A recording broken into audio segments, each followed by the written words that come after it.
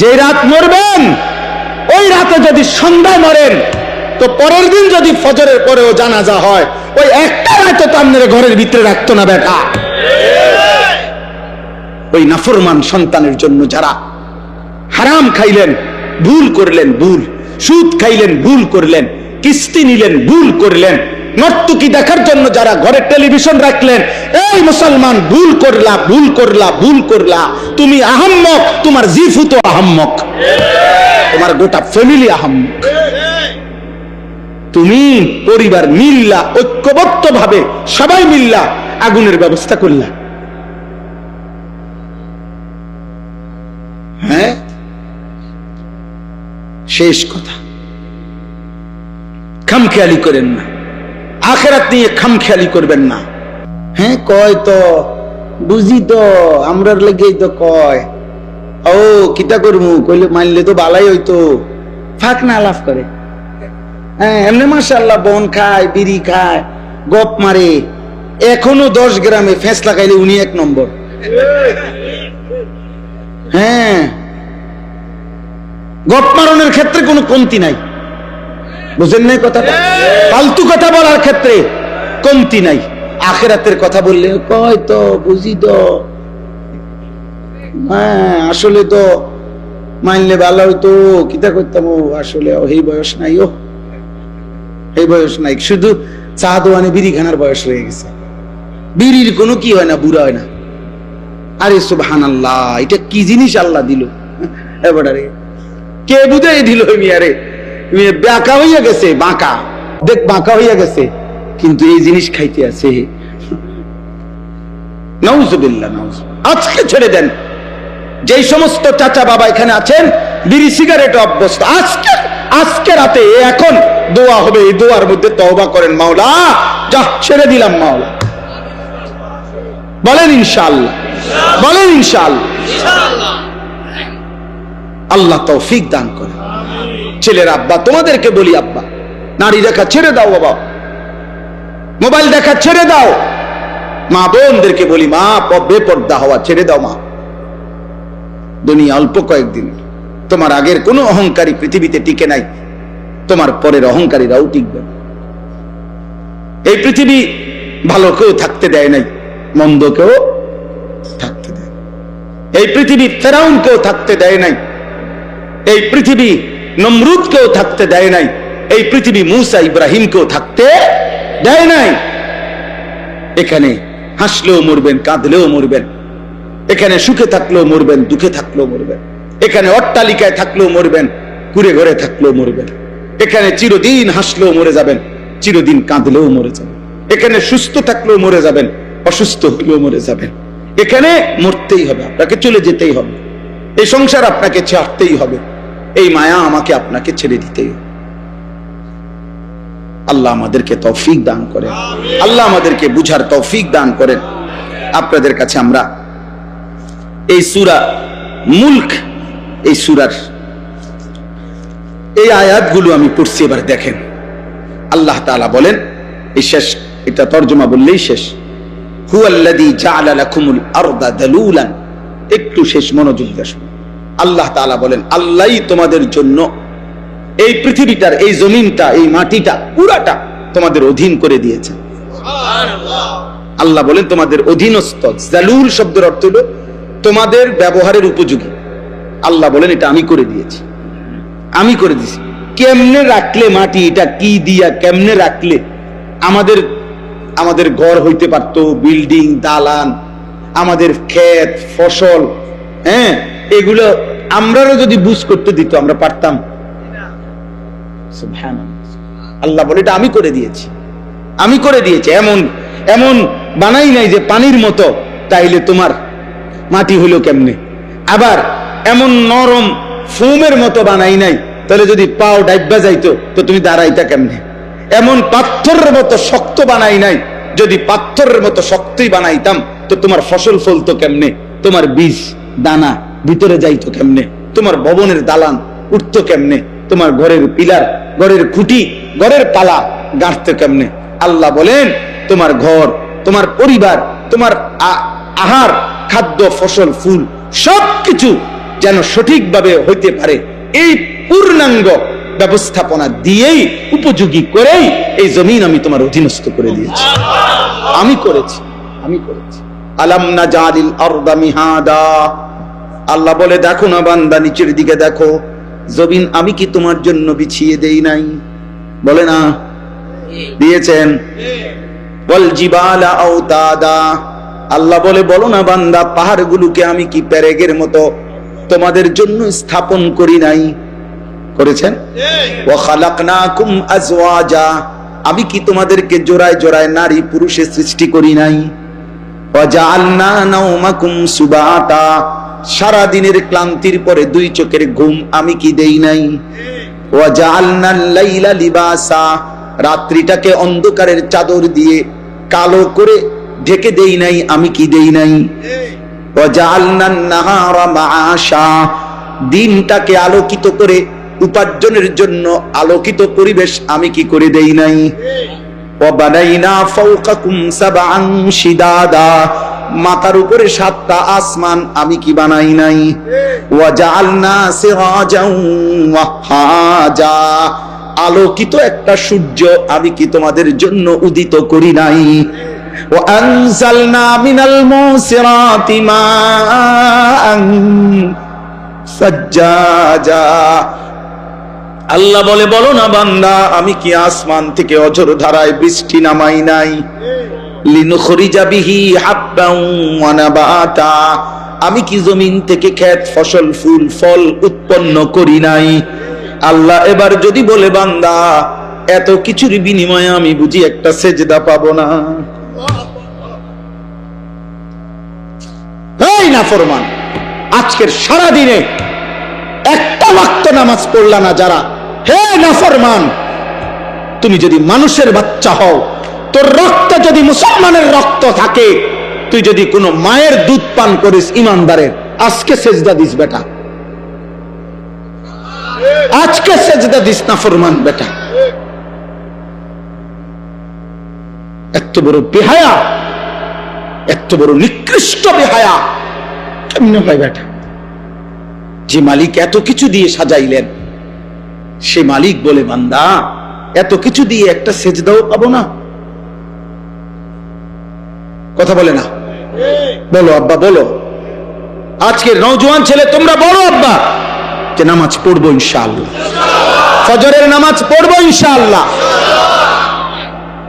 এই নাপাক জিন্দেগি নিয়ে মরে যাও না।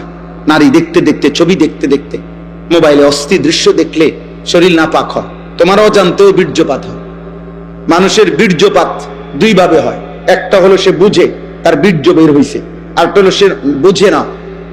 হারাম দৃশ্য দেখলে, হারাম কল্পনা করিলে, হারাম নারীর সাথে চলাফেরা করিলে তার বীর্যপাত হয়। আর বীর্য হলো গাঢ় নাপাক, যার দ্বারা যা বের হওয়ার পরে গোসল ফরজ হয়, ফরজ গোসল না করলে শেষ পাক হয় না। আমি খোলামেলা বললাম, আমার অনেক ছেলে তোমরা তোমার ঘরে আব্বা, বাপ, চাচা, দাদার সামনে বুঝাবার জন্য বললাম। তাইলে এই নারী, ছবি, নাটক, সিনেমা, অস্থির দৃশ্য দেখলে শরীর থেকে হারাম বীর্যপাত হয় তোমার অজান্তেই।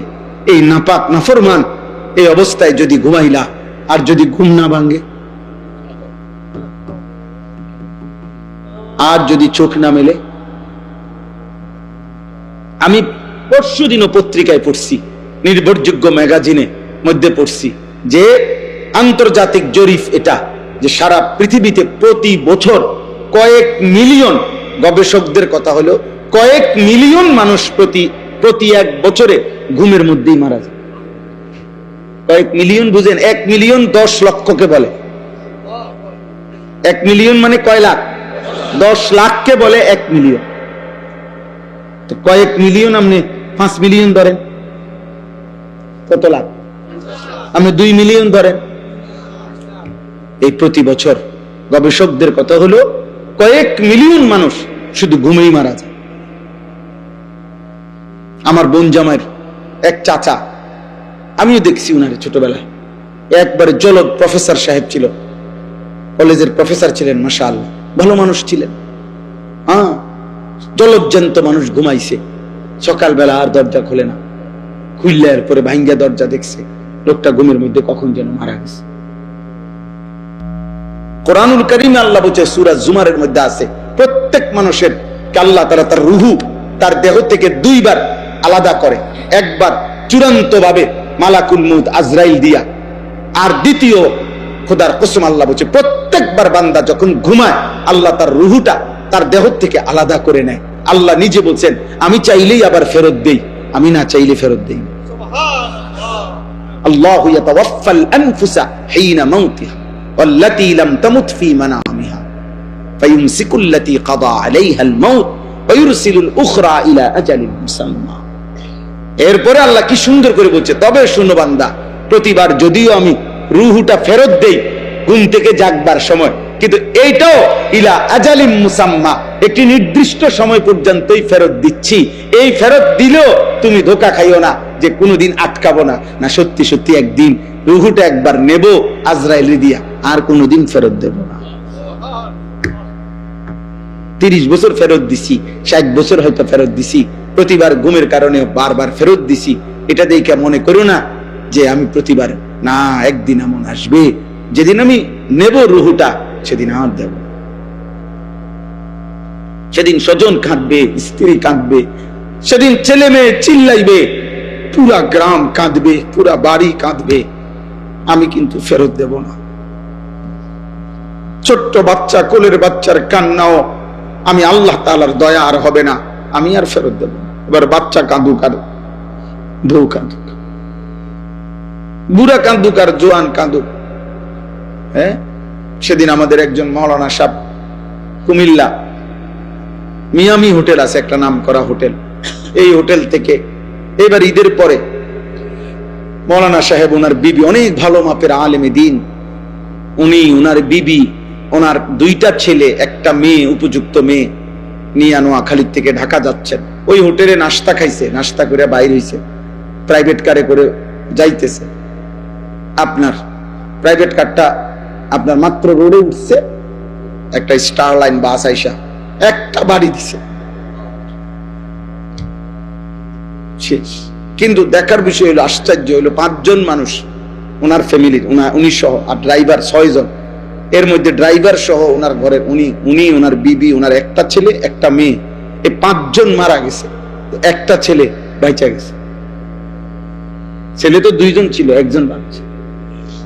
আচ্ছা বলেন, এরাও তো মারা গেছে, এটাও তো এমন দুঃখজনক কষ্টের বিষয়। এই যে ছেলেটা বাঁচছে, এ কি পরিমাণ কাঁদছে, এই পোলাটা কি পরিমাণ কাঁদছে। ও হাফেজ, অল্প বয়সী ছেলে, ও তার জীবনে ডানে বামে আর কে রইল, তার চোখের সামনে। তো আল্লাহ কি বলছে যে, বান্দা, আরে এত ছোট বাচ্চা কাঁদতে আছে, যা ফিরাই দে। না, মালিক বলে, বান্দা, এই চূড়ান্ত নেওয়াটা যদি নিয়ে নেই রুহুটা, আমি আর ফেরত দেই। কারো কান্নায় আমি কি দেই না। আল্লাহ আল্লাহ আমাদেরকে বুঝ দান করে। চলেন ভাই, আমরা আসলে মেহনত করি, এই বলি আর কি, মহব্বতে বলি, চেষ্টা করি। আমি ধাক্কা ধাক্কি পছন্দ করি না, এই ঠেলা ঠেলি এটা ভাল লাগে না, এটি ভাল লাগে। নিয়ে দোয়া করেন সবাই, যে যার, যেই হুজুরের সাথে পারেন, যেই পীর সাহেবের সাথে পারেন, যেই আল্লাহওয়ালার সাথে মিল্লা মিশা শুধু আমল করে, আল্লাহ যেন আপনারও মাফ করে দেয়, আমারও মাফ করে দেয়। এটা ভালো না? বেহেশত কি আর আমগো এই কয়জন মানুষের এই বেহেশতে দিলে আল্লাহ তাআলা আর তো রুম থাকতো না, তো আর সমস্যা কি? বুঝেন নাই কথাটা? আমরা এই কয়জন মানুষের যদি বেহেশত দিয়া লাই, এক এলাকাতে যদি এতজন দিয়া লাই, তাহলে তার জায়গা হইতো না, তো আর সমস্যা কি? আল্লাহ আমাদের সবাইকে মাফ করে দেয়।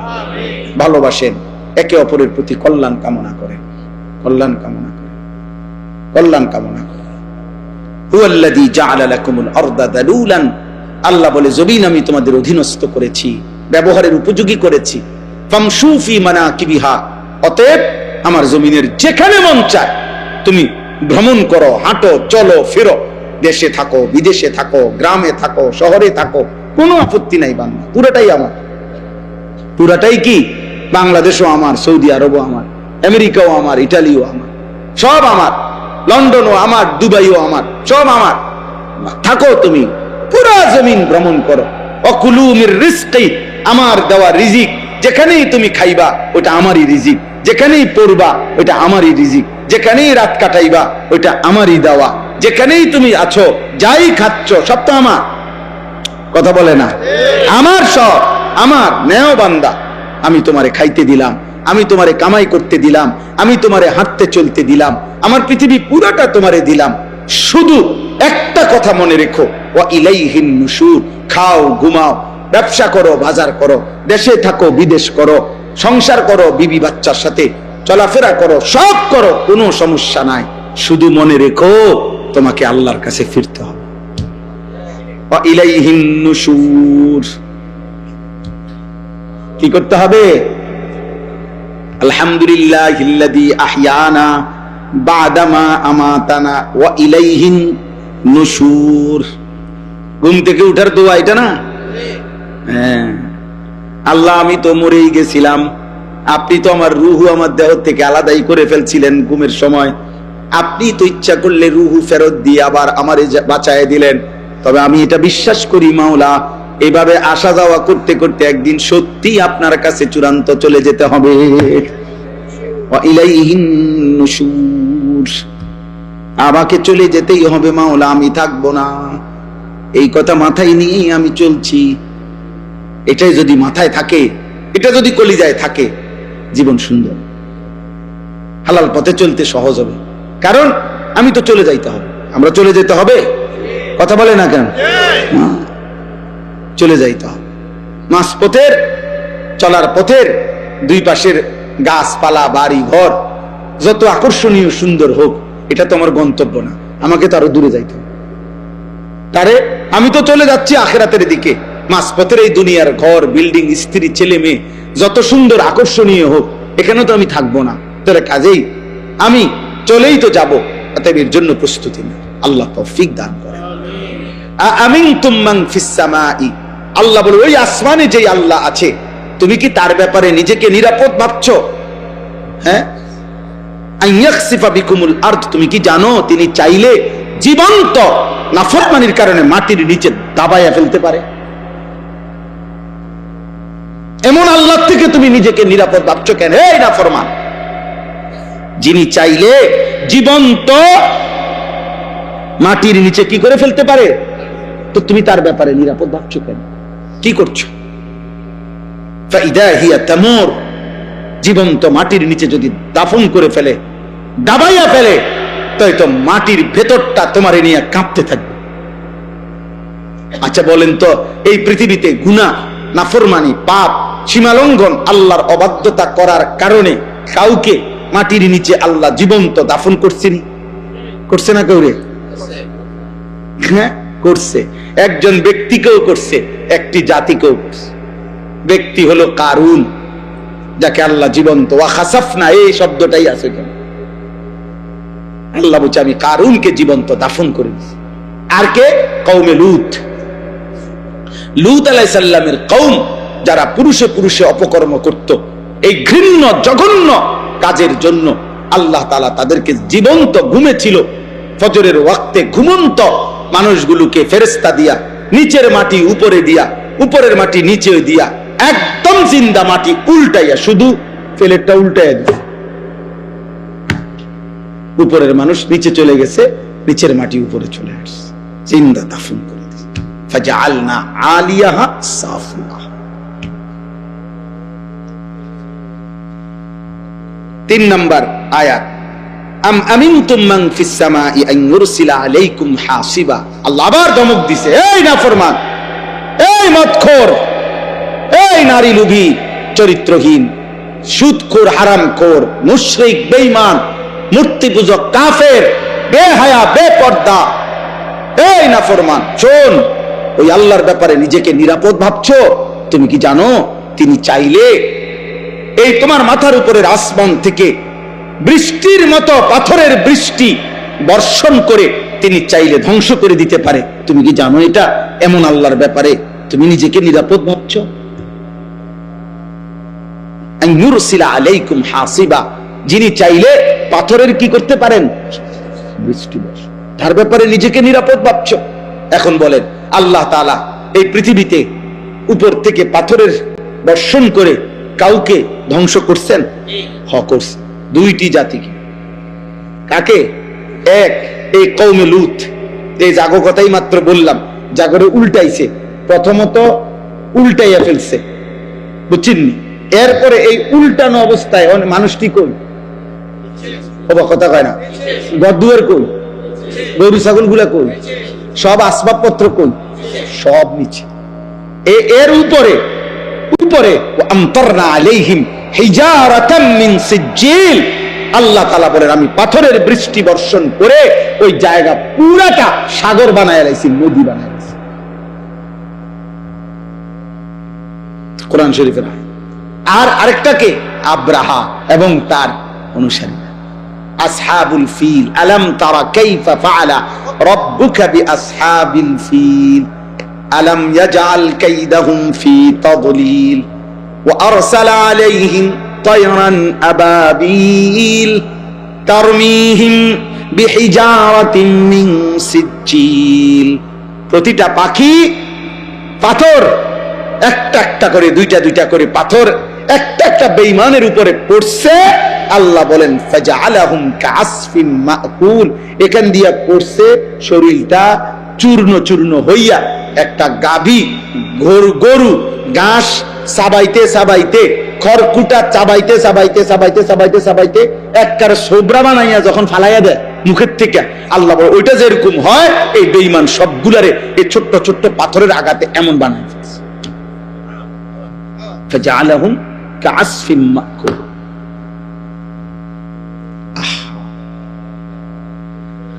আল্লাহ তাআলা বলেন এমন মালিক, যে মালিক জমিনে এমন ঘটনা আগে ঘটাইছেন, তার ব্যাপারে তুমি নিজেকে নিরাপদ ভাবলা? শেষ কথা হলো ফাসাতা'লামুনা কাইফা নাযীর, এমন আযাব যদি সত্যই দিয়ে থাকি তখনই তুমি বুঝবা আমার আযাবের ভয় কেমন ছিল। ওয়ালাকাদ কাযযাবাল্লাযীনা মিন ক্বাবলিহিম ফাকাইফা কানা নাকির। আল্লাহ শেষ কথা বলছে, অতএব হে আমার বান্দা তোমরা প্রত্যেকেই, আমি আপনি প্রত্যেককে আল্লাহ বলছে, হে আমার বান্দা তোমাদের পূর্বে এই পৃথিবীতে যারাই আমি আল্লাহর কথাকে মিথ্যা মনে করেছে, আমার নাফরমানি করেছে, ফাকাইফা কানা নাকির, তোমরা নিজেরাই একটু খবর নাও, পৃথিবীকে জিজ্ঞেস করো, ইতিহাসকে জিজ্ঞেস করো, ইতিহাসের পাতায় তোমরা খবর লাগাও যে ফাকাইফা কানা নাকির, আমার বিরুদ্ধাচরণ করার পরিণতি তাদের কার কি হয়েছে। খবর লাগাও নূহ আলাইহিস সালামের কওম কেন পানিতে ডুবছে, জিজ্ঞেস করো তো কওমে লূত কেন জিন্দা দাফন করে দিছে, জিজ্ঞেস করো ফেরাউনের কি হয়েছিল, জিজ্ঞেস করো নমরুদের কি হয়েছিল, জিজ্ঞেস করো কারুনের কি হয়েছিল, জিজ্ঞেস করো সাদ্দাদের কি হয়েছিল, জিজ্ঞেস করো হামানের কি হয়েছিল, জিজ্ঞেস করো কওমে সামুদের কি হয়েছে, কওমে লূতের কি হয়েছে, কওমে আদের কি হয়েছে, কওমে শুআইবের কি হয়েছে। বারবার এক কথাই শুনবা, ব্যক্তি কিংবা গোষ্ঠী, ব্যক্তি কিংবা গোত্র, ব্যক্তি কিংবা সংখ্যাগরিষ্ঠ মানুষ আমার নাফরমানি করতে গিয়ে এই পৃথিবীতে বারবার ধ্বংসই হয়েছে। টিকে থাকছে কেউ? কি হয়েছে? ফাকাইফা কানা নাকির। খবর লাগো। আল্লাহ আমাকে মাফ করে দেন, অনেক দেরি করে ফেললাম আপনাদেরকে। ছেলেগুলো অনেক পেরেশানি করছে, এই মাহফিল এটার ডেটের জন্য আমারে পাগল বানায় লেছে। আলহামদুলিল্লাহ আল্লাহ সুযোগ হয়েছে তো আল্লাহ আনাইছেন আজকে। আমাদের ফয়সাল মাওলানা ও বারবার অনুরোধ করছে, ওই ছেলেগুলো বারবার আমার কাছে আরো কোথায় কোথায় যেন গেছে। আলহামদুলিল্লাহ আল্লাহ তাআলা প্রত্যেকটা ছেলেকে কবুল করে নেন। আব্বা আপনাদের কাছে আমার শেষ অনুরোধ, বয়স্ক চাচারা এই ফুলাফানের এই ঠেলা মারিয়া কথা কইেন না, উৎসাহ দিয়ে ও ওয়াজ করা দেখছি ইতান নামাজ পড়ো না, এইটা আপনি ইচ্ছা করলে এমনিও কইতে পারতেন যে আব্বা মাশাআল্লাহ মাহফিল করাইলা, এখন নামাজও পড়ো, এটা এমনিও তো কম যেত, আপনি তো ঠেলা মারলে। হ্যাঁ এই তখন গিয়ে ফুলাফানি করবো এই জন্য বালাকাম করতে নাই, যাই আগে সিটারি করতে মিডিয়া ছিল, বুঝলেন না কথা? আপনি যখন গায়েস হয় না তো ঠিক আছে, আগে জিডি করতাম মিডিয়া ছিল ভালো, আগে গান করতাম মিডিয়া ভালো ছিল, আগে নাচতাম মিডিয়া ভালো। অতএব পজিটিভ বলেন, মানে ইতিবাচক ভাবে বলেন, উৎসাহ দেন। কারণ মূলত তো আসলে আমি কিংবা আপনি কারো হাতেই তো হেদায়েত নেই, কার হাতে? তো ফয়সালা তো মূলত আসমান। আমরা বলতে না পারবো, কিন্তু ফয়সালা দেবে কে? চলেন আমরা এখন দোয়া করি এই রাত গভীরে ইনশাআল্লাহ। আজকে আমার শেষ আবদার, সবাই ইনশাআল্লাহ আমরা ফজরের নামাজ পড়বো ইনশাআল্লাহ। বলেন ইনশাআল্লাহ। নবী সাল্লাল্লাহু আলাইহি সাল্লাম বলেছে, মান সাল্লা সালাতাস সুবহি ফাহুয়া ফি জিম্মাতিল্লাহ। সুবহানাল্লাহ। নবী বলেন, যে ফজরের নামাজ পড়লো সে নিজেকে আল্লাহ তাআলার নিরাপত্তার চাদরে ঢুকায় দেবে। সুবহানাল্লাহ। ফাহুয়া ফি জিম্মাতিল্লাহ, সে আল্লাহর জিম্মায় চলে গেল, আল্লাহ তাআলার চাদরে ঢুকে গেল। কোন নামাজ? নবীজি সাল্লাল্লাহু আলাইহি সাল্লাম বলেছেন, ওমান সাল্লাস সুবহা ফি জামাআতিন ফাকান্নামা সাল্লাল লাইলা কুল্লা। যে ফজরের নামাজ জামাতের সাথে পড়লো, খোদার কসম নবীজি বলেন সে যেন সারা রাত্রি নফল নামাজের সওয়াব পেয়ে গেল। সারা রাত সাল্লাল লাইলা কুল্লাহু, সারা রাত্রি নফল নামাজের কি পেয়ে গেল? সওয়াব। চেষ্টা করবেন তো ইনশাআল্লাহ। ছেলেরা তোমরা কও ভাই ইনশাআল্লাহ। আমার একটা স্বপ্ন, আমার আসলে ইচ্ছা, এই আমি একটু বেশি বলি আর কি, ছেলেদেরকে, কিশোর যুবক, আমার এমনি কোনো এটা সরকারি কেউ দায়িত্ব দিছে না, বুঝলেন, আমার কোনো এটা মন্ত্রণালয় না, সরকারি কোনো ডিপার্টমেন্ট, কোনো কানে কেউই আমার আনুষ্ঠানিক কোনো দায়িত্ব দেয় নাই। তো আমি মনের থেকে এটা আল্লাহর পক্ষ থেকে আমার জবানে একটু বেশি উচ্চারিত হয় কিশোর ছেলেদের কথা, যুবক ছেলে। আমি ভাবি মনটা কাঁদে, এমন সুস্থ সবল ছেলে এক ওয়াক্ত নামাজ পড়ে না, মুসলমানের বাচ্চা, কেমনে মাইনে নেওয়া যায়? মনটারে মানায় কেমনে? একটা বেলা পেশাব করে কুদ্দুর পানি নেয় না, ঢিলা কুলুক টয়লেট পেপার ব্যবহার করেন, এমন অপবিত্র নাফাক মুসলমানের সন্তান কেমনে মানি মনটা? এই জন্য বলি, আমার আশা, আমার স্বপ্ন, আলহামদুলিল্লাহ চেষ্টা করছি, ওয়াজেও বলি, মাদ্রাসায়ও ভিন্ন ব্যবস্থা করছি আমরা। আমার মাদ্রাসা কুমিল্লা ক্যান্টনমেন্ট, ময়নামতি, সাহেবের বাজার, আলহামদুলিল্লাহ ওইখানে আমরা চেষ্টা করতেছি সারা বাংলাদেশের যত ছেলে, কিশোর, যুবক, নওজোয়ান স্কুলে পড়ে, কলেজে পড়ে, ইউনিভার্সিটিতে পড়ে, কিংবা পড়ে না, বেকার, হ্যাঁ, অথবা বয়স্ক, যে কোনো বয়সী মুসলমান, বছরের যেই কোনো দিন তারা আসবে, যার যেটুকু সময় আছে ওটুকু সময় নিয়ে দিন শিখবে। দিন, আমি একটা বড় জায়গা কিনছি, 115.5 শতক জায়গা, একসাথে প্রায় 2,67,00,000 টাকা জায়গার দাম, মাটির দাম। আলহামদুলিল্লাহ আজকে 1 বছরে প্রায় 1,60,00,000 টাকা দাম শোধ করছি, আল্লাহ করাইছে।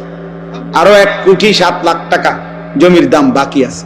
এই আশা আছে 2টা ভাগে, একদিকে বাচ্চাদের মাদ্রাসা চলবে, এখনো আছে হেদায়েতুন নাহু পর্যন্ত, 8ম শ্রেণী লেভেল পর্যন্ত জামাত আমাদের মাদ্রাসা আছে।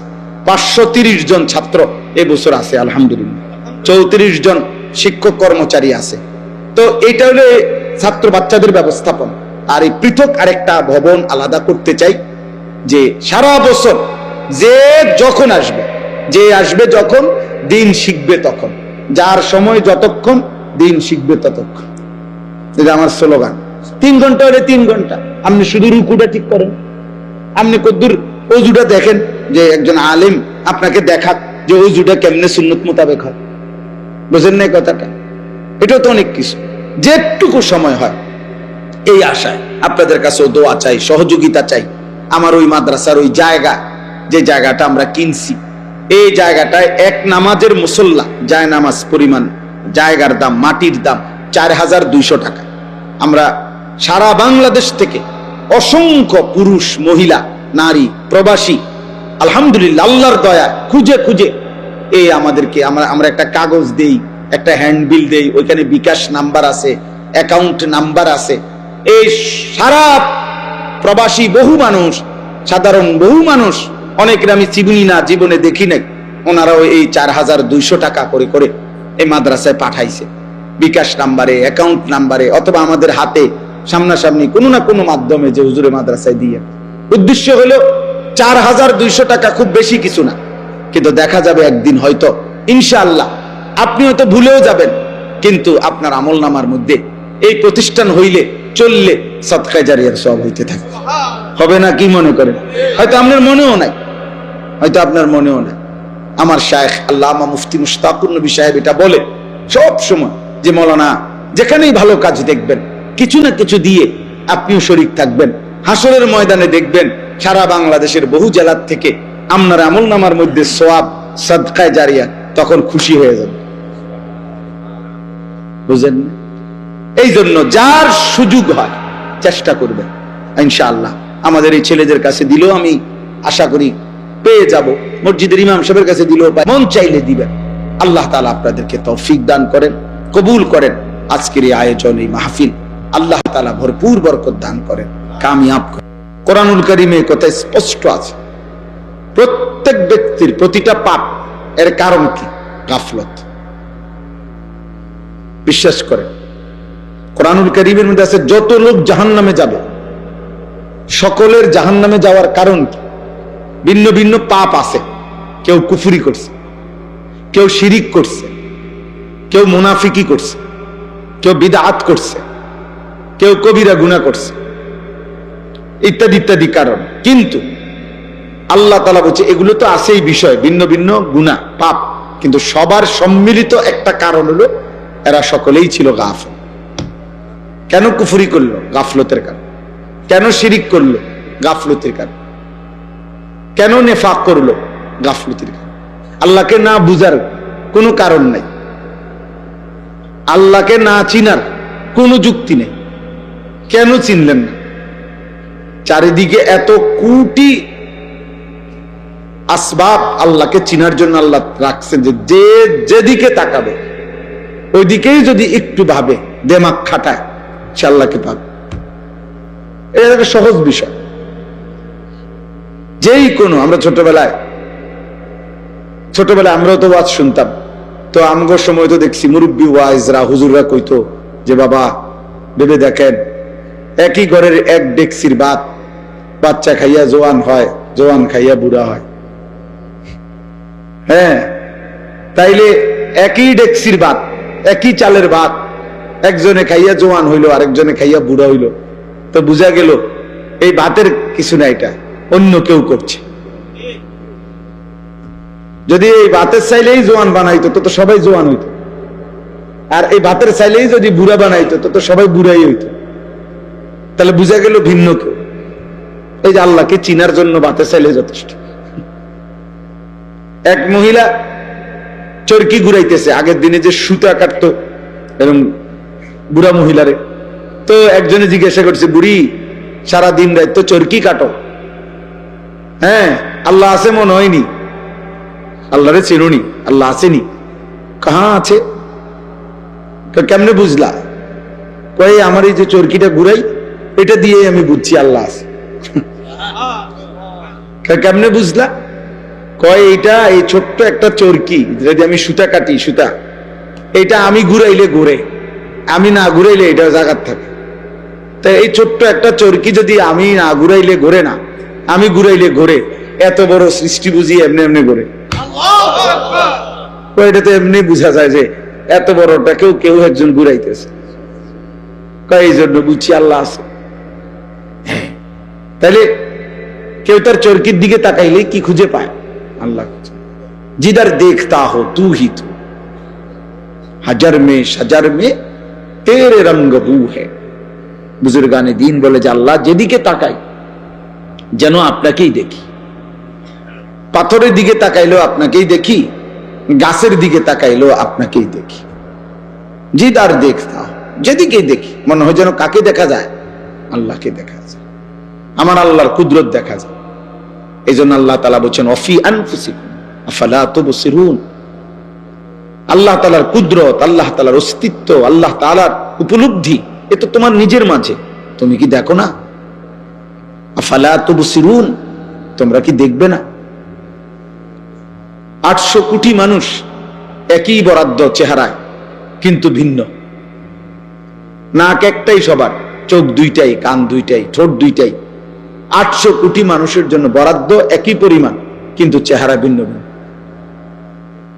সুবহানাল্লাহ। এজন্য যেই কোনো কিছুকে দেখলে নিজের মাঝে কিংবা চারিদিকে আল্লাহ তাআলার পরিচয় পাওয়া যায়। তাহলে এজন্য বললাম আর কি, যে আল্লাহকে না চিনার কোনো কি নাই, যুক্তি নাই। আল্লাহকে না বুঝার কোনো কারণ থাকতে পারে না। তাহলে কেন বুঝলো? খামখেয়ালি করছে, বুঝেন না কি করছে? খামখেয়ালি, গাফলতি, খামখেয়ালি। নামাজ না পড়ার কোনো কারণ নেই, কেন পড়ে নাই? খামখেয়ালি, খামখেয়ালি। হারাম খাওয়ার কোনো দরকার নেই, হালাল দিয়েই প্রয়োজন পূরণ হয়। আল্লাহ পূরণ করবে, ওয়াদা দিছে, দিচ্ছে, করতেছে। হাজার লাখ মানুষ আছে যাদের জীবন তারা হালাল রোজগার দিয়ে চালাইতেছে। 10,000 টাকা দিয়েও মাত্র অনেকের 1 মাসের ফ্যামিলি চলতেছে। তো ওটা কেমনে চলে? এই পৃথিবীর বাজার থেকেই তিনি বাজার করেন। তাইলে বুঝা গেল হালাল দ্বারা এই লক্ষ লক্ষ ইমাম, মুয়াজ্জিন, খতিব, আলেম, ওলামা, দিনদার এরা চলতেছে অল্প আয় দিয়ে। বউ বাচ্চা, স্ত্রী, সংসার এগুলো নিয়ে ভিক্ষা করে না। তাহলে সম্ভব, কিন্তু এরপরও কেন মিথ্যা বলছে? কেন ওজনে কম দিচ্ছে? কেন সুদ খাইতেছে? কেন ঘুষ খাইতেছে? কেন কিস্তি নিতেছে? কারণ একটাই, খামখেয়াল।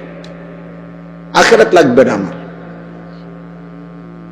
পরকাল লাগবে না আমার, নগদ দুনিয়া হইলেই চলবে। কারণ আমি আব্দুদ দুনিয়া, আমি হলাম দুনিয়ার গোলাম, আমি হলাম আব্দুস শাহওয়াত, আমি মনের চাহিদার গোলাম। আল্লাহর নবী বলছেন আব্দুদ দিনার ওয়া দিরহাম তাইসা আব্দুদ দিনার। পয়সার গোলাম ধ্বংস হয়ে গেছে, টাকার গোলাম ধ্বংস হয়ে গেছে। আব্দুদ দিনার, দিনারের গোলাম। আব্দুদ দিরহাম, দিরহামের গোলাম, টাকার গোলাম, শেষ হয়ে গেছে। এই জন্য বললাম কোনো কারণ নেই, হারাম খাওয়ার কোনো যুক্তি নেই। খামখেয়ালি, আখিরাত লাগবে না ওনার। উনি খাইয়া কইরা, পেশাব পায়খানা কইরা, এই বন, বিড়ি, সিগারেট, চা, আপেল, মালটা, এই দুগা ভাত তরকারি, আর এই জিফুত নায়নাত করলো কতক্ষণ কাবজাব, খালাস। মানে মনে করছে আল্লাহর রহমত, আল্লাহ ভালো রাখছে। এই যে ভাত খায়, ঘুম যায়, পেশাব করে, বন খায়, চা খায়, আপেল খায়, মালটা খায়, সাধু আনে, গপ মারে, আল্লাহর মেহেরবানি, আল্লাহ ওনারে অনেক ভালো রাখছে। খালাস, খাইয়া পইরা কোন রকম শুয়ে টুইয়া মইরা যাও, মরলেই তো শেষ, আর কিছু নেই, মরলেই তো আর কিছু নেই। বিষয়টা কি আসলে এমন? মরলে আর কিছু নাই? তো তো খাইয়া পইরা বুঝি সমান করে লাইছেন, হিসাব হিসাব ক্লিয়ার, এটুকুই জীবন। তো কারণ কি? গাফলা, খামখেয়াল।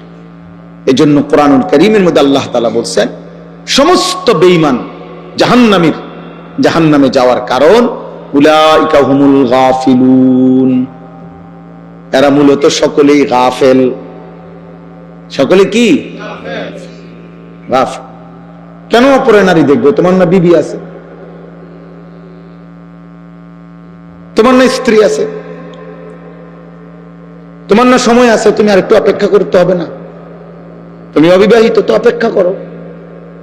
এই পৃথিবীর মানুষের সব প্রয়োজন তো একদিনে পূরণ হয় না। আর এটা সিস্টেমও না, এটা যুক্তিও না,